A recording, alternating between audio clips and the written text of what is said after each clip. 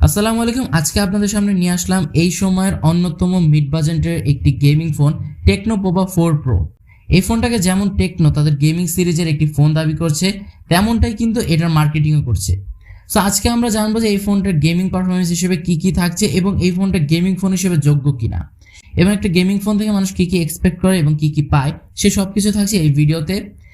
এবং এই ফোনটার প্রাইস কিন্তু 27,000 টাকা। সো 27,000 টাকা বাজেট রেঞ্জে ফোনটা কি অফার করছে সে সব কিছু থাকছে এই ভিডিওতে।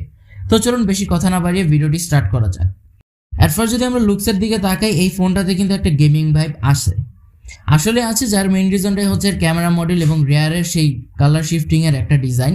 এই ফোনটা মিড রেঞ্জ বাজেটের হওয়াতে কিন্তু এর ক্যামেরার module plus rare camera setup সবকিছু আমার কাছে মোটামুটি বেশ ভালো লেগেছে।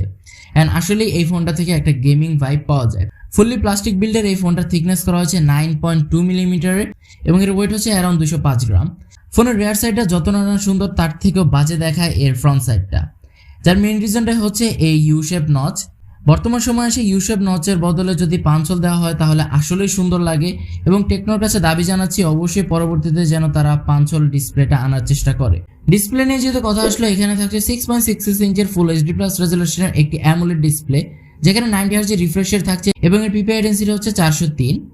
এই ডিসপ্লেটা কিন্তু বেশ কালারফুল এবং ব্রাইট আপ একটি ডিসপ্লে। কালারফুল বলার মেইন রিজনটাই হচ্ছে এটা ন্যাচারাল টোনে তেমন একটা কালার দেয় না, কালারকে কিছুটা বুস্ট আপ করে, যেটা নর্মাল মানুষের কাছে বেশ ভালো লাগে। আপনার যদি ন্যাচারাল টোন বাদে একটু ব্রাইট আপ কালার এবং কালারফুল কালার পছন্দ হয়ে থাকে, সেক্ষেত্রে এই ডিসপ্লেটা আপনার অবশ্যই পছন্দ হবে। রিফ্রেশার নিয়ে যদি আমরা কথা বলি, এর টাচ রেসপন্স বেশ ভালো। ডিসপ্লের প্রত্যেকটা টাচেই বেশ ভালো একটা রেসপন্স পাওয়া যায় এবং আমার কাছে মনে হচ্ছে ডিসপ্লেটা আসলে ইউজেবল একটি ডিসপ্লে। কথা আসা যাক পারফরমেন্স, যেহেতু এটা একটা গেমিং ফোন। অ্যান্ড্রয়েড 12 এর সাথে থাকছে হাইড্রোজেন ওএস 12। চিপসেট হিসেবে থাকছে মিডিয়াটেক হেলিও G99 চিপসেট, যা একটি 6 ন্যানোমিটার ফ্যাব্রিকেশনে তৈরি অক্টাকোর প্রসেসর, যার ক্লক স্পিড হচ্ছে 2.2 গিগাহার্জ। জিপিইউ হিসেবে থাকছে মালি G52 MC2। মিডিয়াটেক শুনে ঘাবড়াবার কোনো কারণ নেই, এই চিপসেটটা বেশ পরীক্ষিত এবং ভালো একটি চিপসেট। এই চিপসেটটাকে যদি আমরা স্ন্যাপড্রাগনের কোনো একটা চিপসেটের সাথে তুলনা করি, সেক্ষেত্রে 695 যে চিপসেট রয়েছে সেটার থেকে ওয়ে বেটার। গেমিং পারফরমেন্স খুবই ভালো।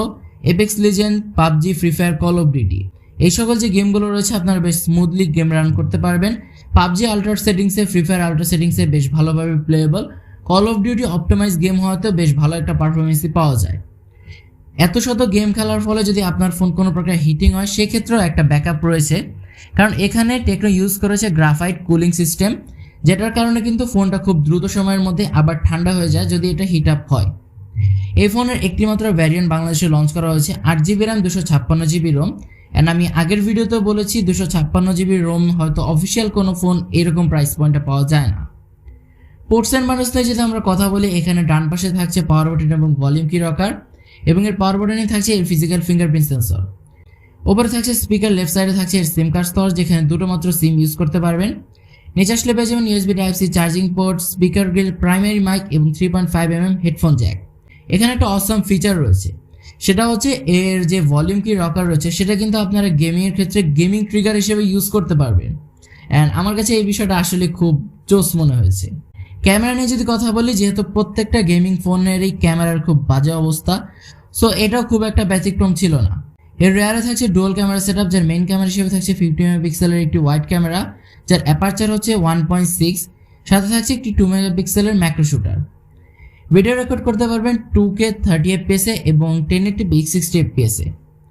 ফ্রন্ট আসলে পেয়ে যাবেন 8 মেগাপিক্সেলের একটি সেলফি ক্যামেরা, যেটা দিয়ে আপনার 1080p 30fps রেকর্ড করতে পারবেন।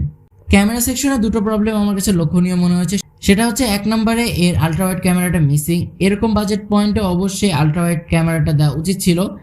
সেকেন্ড যে প্রবলেমটা মনে হচ্ছে, ফ্রন্ট ক্যামেরা 8 মেগাপিক্সেলের জায়গায় 13 অথবা 16 মেগাপিক্সেলের কোনো একটা ক্যামেরা ইউজ করা উচিত ছিল। বাট ডে লাইটের ক্যামেরা পারফরমেন্সটা খুবই ভালো, বাট লো লাইটে অনেকটাই স্ট্রাগল করে। বাট সত্যি কথা বলতে এর ক্যামেরা থেকে আপনারা বেশ ব্রাইট আপ একটা ছবি পেয়ে যাবেন। পোর্ট্রেট মোড রয়েছে এবং ভিডিও রেকর্ডিংয়ের ক্ষেত্রে আপনারা 1080p 30fps স্ট্যাবিলাইজেশন পেয়ে যাবেন। এই ফোনের ব্যাটারি নিয়ে যদি আমরা কথা বলি, এখানে থাকছে 6000 mAh এর ব্যাটারি ব্যাকআপ, যেটাকে চার্জ দেওয়ার জন্য বক্সে আপনারা পেয়ে যাবেন 45 ওয়াটের ফাস্ট চার্জার। ভালো একটা চিপসেট, যেহেতু 6nm এর প্রসেসর, সেক্ষেত্রে এই চিপসেট থেকে একটা ভালো ধরনের ব্যাটারি ব্যাকআপ পেয়ে যাবেন।